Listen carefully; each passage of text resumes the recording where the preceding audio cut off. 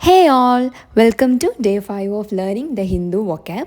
അപ്പോൾ ഇന്ന് നമ്മൾ പഠിക്കാൻ പോകുന്ന 5 വേർഡ്സ് എന്തൊക്കെയാണെന്ന് നമുക്ക് നോക്കാം. Let's get into the video. ഇതാണ് ഫസ്റ്റ് വേർഡ്. ഇത് കുറച്ച് ഡിഫിക്കൽട്ടാണ്, അറിയാം. ഇതൊരു ഫ്രഞ്ച് വേർഡാണ്. ഒന്ന് പ്രൊനൗൺസ് ചെയ്ത് നോക്കൂ. മിക്കവാറും തെറ്റും, ബട്ട് ഇറ്റ്സ് ഓക്കെ. ഒന്ന് പ്രൊനൗൺസ് ചെയ്ത് നോക്കൂ. നമുക്കിനി പ്രൊനൗൺസിയേഷൻ നോക്കാം. Chargé d'affaires. ഒരുമിച്ച് പറഞ്ഞു നോക്കൂ. Chargé d'affaires. Chargé d'affaires. Chargé d'affaires. ഇതൊന്ന് റിപ്പീറ്റ് ചെയ്ത് നോക്കൂ. ഇത് കോമൺ ആയിട്ട് പല കോമ്പറ്റേറ്റീവ് എക്സാംസിൻ്റെയൊക്കെ ക്വസ്റ്റ്യൻ പേപ്പേഴ്സിലൊക്കെ കണ്ടുവരുന്ന ഒരു ഇമ്പോർട്ടൻ്റ് ആയിട്ടുള്ളൊരു ഹിന്ദു വൊക്കാബാണ് ഷാർസൈദ് ദ ഫെയർ. ഓക്കെ, നമുക്കിനി ഇതിൻ്റെ മീനിങ് എന്താണെന്ന് നോക്കാം. ഷാർസൈദ് ദ ഫെയർ എന്ന് പറഞ്ഞാൽ a diplomat who temporarily leads an embassy when the ambassador is absent. അതായത് ഒരു താൽക്കാലിക സ്ഥാനപതി എന്നൊക്കെ നമുക്ക് പറയാൻ പറ്റും. അതായത് ഒരു അംബാസിഡർ ആബ്സെൻ്റ് ആയിരിക്കുന്ന സമയത്ത് അവിടെ വർക്ക് ചെയ്യുന്ന ഒരു താൽക്കാലിക സ്ഥാനാപതിനെയാണ് നമ്മൾ ഷാർസൈദ് ദ ഫെയർ എന്ന് പറയുന്നത്. ഒരു എക്സാമ്പിൾ നമുക്ക് നോക്കാം.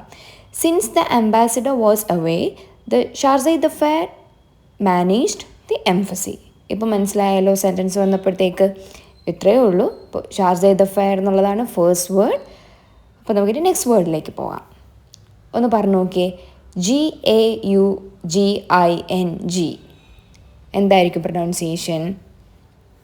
ഓക്കെ, പ്രൊനൗൺസിയേഷൻ എന്താണെന്ന് നമുക്ക് നോക്കാം. ഇത് നിങ്ങളൊന്ന് വായിച്ചു നോക്കിയേ.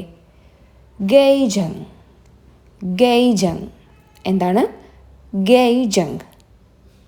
ക്ലിയർ അല്ലേ? ഇനി മീനിങ് എന്താണെന്ന് നോക്കാം.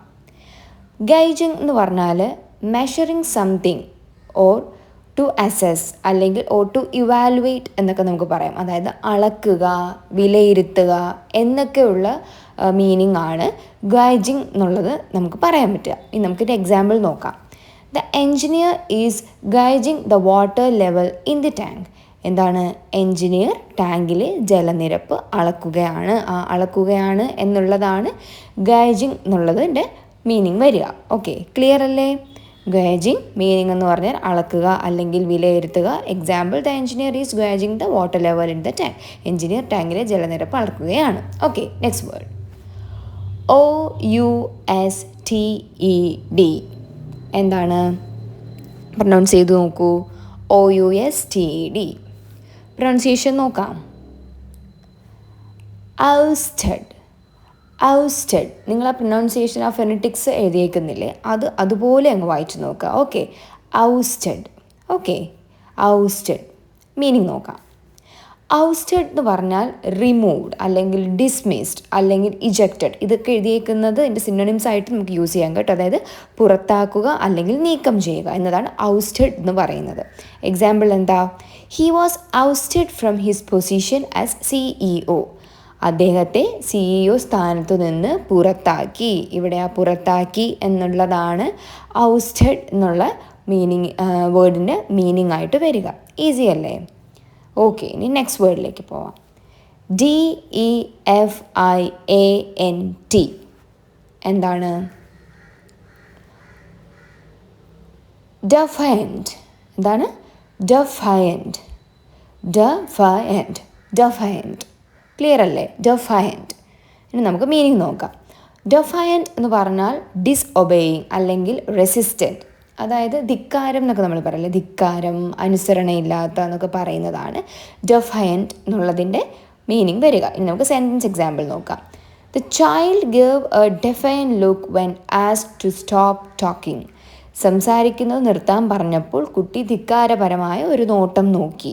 അപ്പോൾ ഇവിടെ ധിക്കാരപരമായ എന്നുള്ളതാണ് ഡെഫയൻറ്റ് എന്നുള്ളതിൻ്റെ ആ ഒരു വേർഡിൻ്റെ മീനിങ് ആയിട്ട് വരിക. ക്ലിയർ അല്ലേ? ഇന്ന് കുറച്ച് ഈസി വേർഡ്സ് ആണ്. നമുക്ക് നെക്സ്റ്റ് വേർഡ്സ് നോക്കാം.